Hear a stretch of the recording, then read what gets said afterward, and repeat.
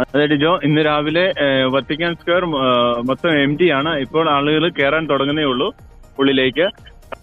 But Dijo പറഞ്ഞ പോലെ നമുക്ക് കിട്ടുന്ന വിവരം അനുസരിച്ച് 7:45 7:30 ശേഷം 7:45 താമസിക്കുന്ന സാന്ത മാർത്തയിൽ നിന്നും അവരെ ഈ അപ്പസ്തോളിക് പാലസിലേക്ക് ട്രാൻസ്പോർട്ട് ചെയ്യും. അതിനുശേഷം ചാപ്പലിൽ 8:15 വിശുദ്ധ കുർബാനയും മോർണിംഗ് പ്രേയറും. അതിനുശേഷം 9:15 സിസ്റ്റീൻ ചാപ്പലിലേക്ക് എല്ലാവരും പ്രവേശിക്കും. മിഡ് മോർണിംഗ് പ്രേയർ ഉണ്ട്, ഒരു 10-15 മിനിറ്റോളം വരും. അതിനുശേഷം ഏകദേശം 9:30 ആയിരിക്കും ഈ കോൺക്ലേവിന്റെ വോട്ടിംഗ്. അപ്പൊ തീർച്ചയായിട്ടും നമ്മൾക്ക് കിട്ടുന്ന വിവരം അനുസരിച്ച് 2 വോട്ടിംഗ് ആണ് ഇന്ന് രാവിലെ ഉണ്ടാകുക. അതുപോലെ തന്നെ ഉച്ചയ്ക്ക് ശേഷം 2 റൗണ്ട് വോട്ടിംഗ് ഉണ്ടായിരിക്കും. അതിന്റെ വിവരങ്ങളാണ് നമുക്കുള്ളത്. ഇപ്പൊ ഇന്ന് അനുസരിച്ച് കറക്റ്റ് 12 മണിക്കായിരിക്കും ഇന്ന് സ്മോക്ക് വരുവാനായിട്ട് പോകുന്നത്. 12 മണിക്ക് ശേഷം രാവിലെ നടക്കുന്ന 2 റൗണ്ട് വോട്ടിങ്ങും ഒരുമിച്ചിട്ട് ബാലറ്റ് പേപ്പറൊക്കെ കത്തിച്ചിട്ടായിരിക്കും പുക ക്രിയേറ്റ് ചെയ്യുന്നതും അതിന്റെ റിസൾട്ട് അറിയിക്കുന്നതും ഒരുമിച്ചായിരിക്കും. അപ്പൊ 12 ഉച്ചയ്ക്ക് ഇവിടെ റോം സമയം 12 മണിയോടുകൂടി അല്ലെങ്കിൽ ശേഷം അതിന്റെ റിസൾട്ട് നമുക്ക് അറിയുവാനായിട്ട് സാധിക്കാം. വൈകിട്ട് ആണെങ്കിൽ ഇവിടുത്തെ സമയം 7 മണിക്ക് ശേഷമായിരിക്കും ഉച്ച കഴിഞ്ഞുള്ള 2 റൗണ്ട് വോട്ടിന്റെയും റിസൾട്ട് നമ്മളെ അറിയിക്കുക. അതേസമയം അപ്പൊ തിരഞ്ഞെടുക്കുകയാണെങ്കിൽ അതിന്റെ ടൈമിങ്ങിന് വ്യത്യാസം ഉണ്ടാവുമായിരിക്കും. ഓക്കെ അച്ഛാ, അതായത് ഈ 2 വോട്ടെടുപ്പുകൾ കാര്യങ്ങളാണ് പറയുന്നത്. എന്തായാലും വിശ്വാസികൾക്ക് എനിക്ക് തോന്നുന്നു വത്തിക്കാനിൽ വരുന്ന ഇന്നലെ കണ്ട ഒരു വിശ്വാസ സമൂഹം രാവിലെ തന്നെ ഇല്ല. ഏകദേശം ഒരു 2 മണിക്കൂർ വോട്ടിംഗ് സമയമുണ്ട് ഇനി. അപ്പോൾ ആ 2 മണിക്കൂറിനുള്ളിലേക്ക് ആ വത്തിക്കാൻ ചത്തുരം മുഴുവൻ നിറയും അല്ലേ അച്ഛാ? അത് തീർച്ചയായിട്ടും ആളുകൾ വന്നു തുടങ്ങുന്നേ ഉള്ളൂ. നമ്മള് അപ്പുറത്തെ സൈഡിൽ നിന്ന് വന്നപ്പോൾ കണ്ടു ക്യൂ ഓൾറെഡി ഉണ്ട്, വലിയ ക്യൂ ഉണ്ട്. ക്യൂയുടെ നിര തന്നെയാണ്. എല്ലാവരും ചെക്ക് ഇൻ ചെയ്ത് ഉള്ളിലേക്ക് പ്രവേശിച്ചുകൊണ്ടിരിക്കുകയാണ്. അപ്പൊ ഇന്നലെ വന്നപ്പോഴും നമ്മൾ പ്രാർത്ഥനയുടെ സമയം ആയപ്പോൾ ആളുകൾ കുറവായിരുന്നു. പക്ഷേ ഓരോ മിനിറ്റുകൾക്ക് ശേഷം ആളുകൾ കൂടിക്കൊണ്ടായിരുന്നു ഇരുന്നത്. അതുകൊണ്ട് ഇപ്പോൾ തീർച്ചയായിട്ടും പ്രത്യേകം വരുന്ന ആ സമയത്തോടനുബന്ധിച്ചാണ് കൂടുതൽ ആളുകൾ എത്തുക, അതിന് തൊട്ട് മുമ്പായിട്ടൊക്കെ. അപ്പൊ നമുക്ക് തീർച്ചയായിട്ടും ഒത്തിരി ആളുകളെ പ്രതീക്ഷിക്കാം. ഈ സമയം ലോക്കൽ സമയം 12 മണിയാകുമ്പോഴത്തേക്കും നമുക്കറിയാവുന്ന പോലെ 2 മണിക്കൂർ ലേറ്റ് ആയിട്ടാണ് വന്നത്. അപ്പോൾ ഇവിടെ ഉണ്ടായിരുന്ന വിശ്വാസം പ്രതീക്ഷിച്ചു മാർപ്പാപ്പയെ തിരഞ്ഞെടുക്കപ്പെട്ടു എന്നുള്ളത്, കാരണം ഒത്തിരി ഡിലേ ആയതുകൊണ്ട്. അപ്പൊ എല്ലാവരും വളരെ എക്സൈറ്റ്മെന്റ് ആണ് ആകാംക്ഷിക്കുന്നത്. ഓരോ റിസൾട്ട് വരുന്ന സമയം നോക്കി കാത്തിരിക്കുകയാണ് ഇവിടുത്തെ വിശ്വാസ ജനം. ഓക്കെ അച്ഛാ, ഇന്നലെ ആ ഒരു സമയം ഒരുപാട് സമയം ഏകദേശം 2 മണിക്കൂറോളം ലേറ്റ് ആയിട്ടാണ് നമുക്ക് ആ ഒരു ആദ്യഘട്ട സിഗ്നൽ ലഭിച്ചത് മാർപ്പാപ്പയുടെ തെരഞ്ഞെടുപ്പുമായി ബന്ധപ്പെട്ട്. ഇന്ന് അത്തരത്തിൽ സമയം താമസിക്കുമോ?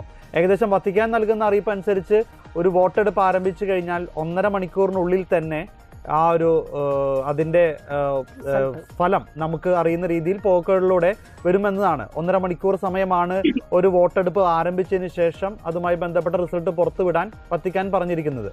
ആ സമയക്രമം ഇന്നും പാലിക്കുമായിരിക്കും അല്ലേ? ഡിജോ, ഇപ്പൊ ഒരു കാര്യം നമ്മൾ ഓർക്കേണ്ടത്, ഡിലേ ഇന്നലെ വരുന്നതിന് കാരണം ഇന്നലെ ആദ്യത്തെ ദിവസമാണ്, 1 റൗണ്ട് വോട്ടിങ്ങേ ഉള്ളൂ. എന്നാലും ഈ ലിറ്റർജിക്കൽ കാനോനിക്കൽ പ്രൊസീജിയേഴ്സ് ഉള്ളതുകൊണ്ട് തീർച്ചയായിട്ടും സമയമെടുക്കും. കാരണം ഇന്നലെ അവര് സിസ്റ്റീൻ ചാപ്പൽ എൻട്രി ചെയ്ത് കഴിഞ്ഞ് അതിനുശേഷം വത്തിക്കാന്റെ എമിരിത്തൂസ് പ്രീച്ചറായ കാന്തൽമെസ്സയുടെ ധ്യാന ചിന്തകളുണ്ടായിരുന്നു.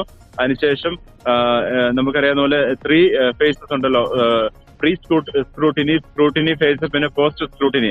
അപ്പോൾ അത് ഓരോ നിയമം അനുസരിച്ച് നോക്കുമ്പോൾ തീർച്ചയായിട്ടും ഒരു അക്യുറേറ്റ് ഏകദേശ സമയം പറയാമെങ്കിലും ദർ ആർ പോസിബിലിറ്റീസ് ഉണ്ട് അതിലും കൂടുതൽ സമയമെടുക്കുന്നത്. അതുകൊണ്ട് ഒരു അക്യുറേറ്റ് ആയിട്ട് നമുക്ക് പറയാൻ പറ്റിയില്ല. എങ്കിലും ഇന്നലത്തെ ആദ്യത്തെ ദിവസമായതുകൊണ്ട് സമയം ഡിലേ പ്രതീക്ഷിച്ചതാണ്. പിന്നെ ഇന്ന് ഏകദേശം സമയം കീപ്പ് ചെയ്യുമെന്ന് തന്നെയാണ് നമ്മൾ പ്രതീക്ഷിക്കുന്നത്. കാരണം ഓൾറെഡി സ്റ്റാർട്ട് ചെയ്ത്, അപ്പൊ അതിന്റെ പ്രൊസീജിയേഴ്സ് ഒക്കെ മുന്നോട്ട് കൊണ്ടുപോകാനും അവർ പറഞ്ഞതനുസരിച്ച് 12 മണിക്ക് ശേഷം ഏകദേശം വരുമെന്നുമാണ് നമ്മൾ പ്രതീക്ഷിക്കുന്നത്. ഇന്നലത്തെ പോലെ അത്ര ഡിലേ വരുവാൻ സാധ്യതയില്ല എന്ന് തന്നെയാണ് നമ്മൾ മനസ്സിലാക്കുന്നത്. വത്തിക്കാനിലെ സെക്യൂരിറ്റി കാര്യങ്ങൾ എങ്ങനെ പോകുന്നു? ഇപ്പോൾ നിങ്ങൾ വരുന്ന സ്ഥലത്ത് അല്ലെങ്കിൽ മറ്റ് അകത്തേക്കോ, സെന്റ് പീറ്റേഴ്സ് ബസിലിക്കയുടെ അകത്തേക്കോ അങ്ങനെയുള്ള ഭാഗത്തേക്കൊക്കെ ആളുകൾക്ക് പോകാൻ സാധിക്കുമോ? അല്ലെങ്കിൽ അതുമായി ബന്ധപ്പെട്ട് മാധ്യമങ്ങളോ ഈ കർദിനാൾമാരെയൊക്കെ കാണുവാനൊക്കെയോ അങ്ങനെ എന്തെങ്കിലുമൊക്കെ ശ്രമിക്കുന്നുണ്ടോ? അങ്ങനെ എന്താണ് അവിടുത്തെ നിലവിലെ കാര്യങ്ങളെന്ന് പറയാൻ പറ്റുമോ? തീർച്ചയായിട്ടും വത്തിക്കാനിലേക്ക് വരുമ്പോൾ തന്നെ 2 സൈഡിലും നല്ല സെക്യൂരിറ്റി ചെക്കുമുണ്ട്. എയർപോർട്ടിൽ ചെക്കിംഗ് ചെയ്തുപോലെ ചെക്കിൻ ചെയ്താണ് എല്ലാവരെയും ഉള്ളിലേക്ക് കയറ്റുക. അപ്പം വത്തിക്കാൻ സ്ക്വയറിനുള്ളിൽ കയറുമ്പോഴാണ്, അതിന്റെ പുറത്ത് കയറുമ്പോൾ ചെക്കിൻ ഇല്ല. ഇവിടെ തന്നെ നമുക്ക് പുറകിൽ കാണുവാനായിട്ട് സാധിക്കും. ഒത്തിരി മാധ്യമ പ്രവർത്തകർ നിൽപ്പുണ്ട്. എന്റെ പുറകിൽ കാണുന്ന ആ ടെന്റിലാണ് കൂടുതൽ മാധ്യമ പ്രവർത്തകരെല്ലാവരും നിൽക്കുന്നത്. ഈ വത്തിക്കാൻ സ്ക്വയറിനുള്ളിൽ ഒരു മാധ്യമ പ്രവർത്തകരെ എൻ്റർ ചെയ്യാനുള്ള പെർമിഷൻ ഇല്ല. എല്ലാവരും പുറത്തു തന്നെയാണ്. ആളുകളെ ആണ്, വിശ്വാസി സമൂഹത്തെയാണ് ഉള്ളിലേക്ക് ചെക്കിൻ ചെയ്ത് എൻ്റർ ചെയ്യുന്നത്. അപ്പോൾ ആളുകള് എല്ലാ 4 വശങ്ങളിലും ചെക്കിംഗ് ഉണ്ട്. അതുപോലെ തന്നെ സെക്യൂരിറ്റി ഒക്കെ അതീവ ജാഗ്രതയിൽ തന്നെയാണ്. ഇവിടത്തെയുള്ള കരിമനേരി എന്ന് പറഞ്ഞ പോലീസും പിന്നെ ഉള്ളിലേക്ക് കയറുകയാണെങ്കിൽ സ്വിസ് ഗാർഡും ഒക്കെ വളരെ അതീവ സുരക്ഷാ വലയത്തിൽ തന്നെയാണ്. അതുകൊണ്ട് ഉള്ളിലേക്ക് കയറുമ്പോൾ എപ്പോൾ കയറിയാലും ഈ പ്രൊസീജിയറിന്റെ സമയത്ത് ചെക്ക് ഇൻ ചെയ്തതിന് ശേഷം മാത്രമേ കയറ്റുകയുള്ളൂ. അതുകൊണ്ട് സെക്യൂരിറ്റി വളരെ നല്ല രീതിയിൽ തന്നെ എക്വിപ്ഡ് ആണെന്ന് വേണം തന്നെ പറയാൻ. ഓക്കെ, വത്തിക്കാൻ സമയം 8:15 അവിടെ പ്രഭാത പ്രാർത്ഥനയും തുടർന്ന് വിശുദ്ധ ബലിയും പറയുന്നത്. ഇപ്പോൾ സമയം അവിടെ 8 മണി കഴിഞ്ഞിരിക്കുന്നു അല്ലേ? അതെ, ഇപ്പൊ സമയം ഇവിടെ 8:05 അപ്പൊ ഇനി 10 മിനിറ്റിനുള്ളിൽ പൗലിൻ ചാപ്പലിൽ വിശുദ്ധ മോർണിംഗ് പ്രേയറും ആരംഭിക്കുന്നതാണ്. അത് സമയത്ത് തന്നെ നടക്കും. അതിനുശേഷം 1 മണിക്കൂറോളം പ്രാർത്ഥനകൾക്ക് വിശുദ്ധ കുർബാനയ്ക്ക് ശേഷം അവര് 9:15 സിസ്റ്റീൻ ചാപ്പലിലേക്ക് പ്രവേശിക്കുന്നതായിരിക്കും. വീണ്ടും അവിടെ ഒരു മിഡ് മോർണിംഗ് പ്രേയർ ഉണ്ട്. അതിനുശേഷമായിരിക്കും വോട്ടിംഗ് പ്രൊസീജിയർ നടക്കുക. അപ്പൊ അതിന് ശേഷം നടക്കുമ്പോൾ നമുക്ക് ഓർക്കേണ്ടത് പ്രീ സ്ക്രൂട്ടിനി പീരീഡ് ആയിരിക്കും. ആദ്യമേ ബാലറ്റ് പേപ്പർ എല്ലാവർക്കും ഡിസ്ട്രിബ്യൂട്ട് ചെയ്ത് അതിനുശേഷം 3 ടീം ഓഫ് കാർഡിനൽസിനെ അവര് ലോട്ടിട്ട് സീനിയർ കാർഡിനൽ ലോട്ടിട്ട് എലക്ട് ചെയ്യും. അതൊന്നും ഞാൻ ഒന്നുകൂടി അതുമായി ബന്ധപ്പെട്ട് ഇന്നലെ ഓൾറെഡി തെരഞ്ഞെടുക്കപ്പെട്ടവർ തന്നെ ആയിരിക്കോ ഇന്നും തുടരുക, അതല്ലെങ്കിൽ ഇന്ന് മറ്റ് ആളുകളെ വീണ്ടും തെരഞ്ഞെടുക്കപ്പെടുമോ? അതെ, ഓരോ വോട്ടിംഗ് റൗണ്ടിലും ഈ ഫേസ് ആവർത്തിക്കപ്പെടുന്നു. അപ്പോൾ ഓരോ ഫേസിലും പുതിയ ആളുകളെയാണ് തിരഞ്ഞെടുക്കുന്നത്. അപ്പൊ 3 സ്ക്രൂട്ടിനേഴ്സ് വോട്ട് രേഖപ്പെടുത്തുവാനായിട്ട്, പിന്നെ അതിനുശേഷം ഉള്ള ഇൻഫർമേരിയൻസ് രോഗികളായ കാർഡിനൽസിൽ നിന്നും വോട്ടുകൾ കളക്ട് ചെയ്യുവാനായിട്ടുള്ള ഒരു ടീം 3 കാർഡിനൽസ്, പിന്നെ 3 കാർഡിനൽസ് റിവൈസേഴ്സ് ആണ്. അതായത് വോട്ട് എണ്ണി ചിട്ടപ്പെടുത്തി അതിന്റെ കൃത്യത